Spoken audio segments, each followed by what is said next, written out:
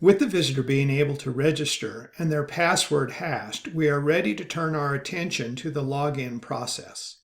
Looking at the controller, index.php, you will see two additional case statements, one with the value of sign in and one with the value of login.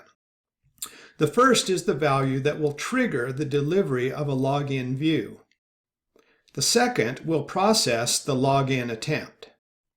When you run the controller and the registration view is delivered, you will notice in the top right corner are two links, one to log in and one to register.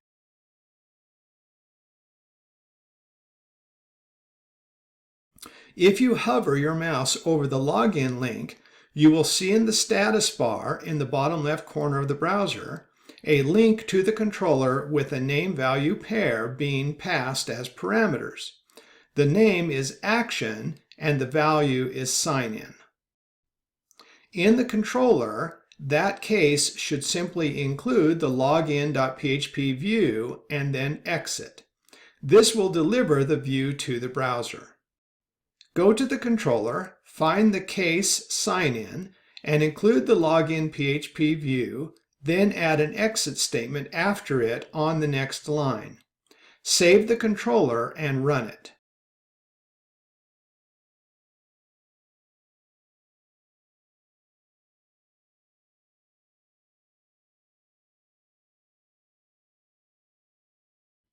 In the registration view, click the login link. You should now be looking at the login.php view in your browser.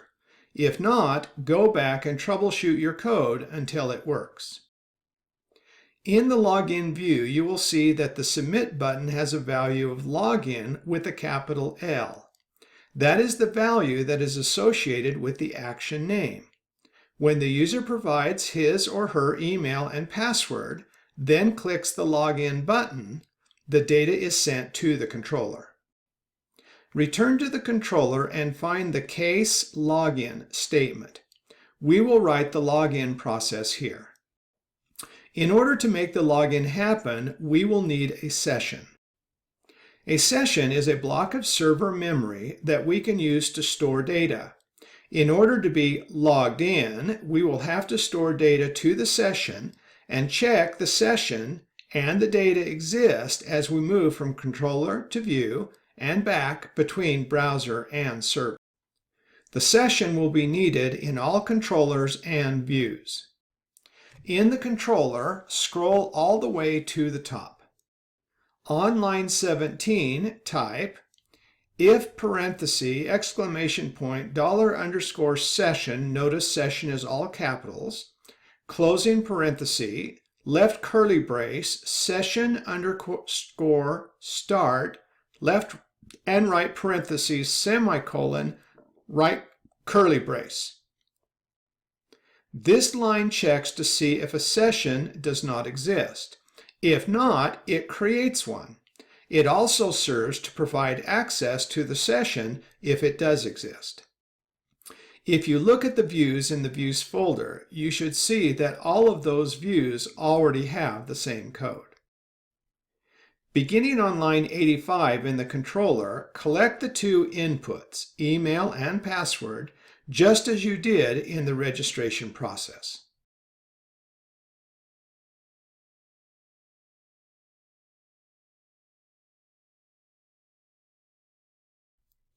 We don't check if the data is correct. We simply attempt the login, then report the results. In order to facilitate the process, we must check if we have a matching email address in the database. If so, we will retrieve it and other associated data using a function that we will write in the next video.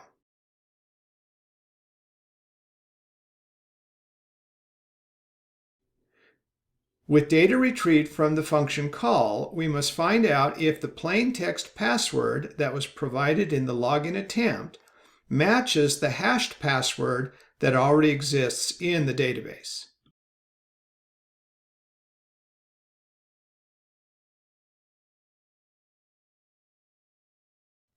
If the two match, we know that we have a legitimate registered user and we will log them in using the session. Once logged in, we will direct the user to a new location. If we do not have a match, we will generate an error message and send them back to the login view.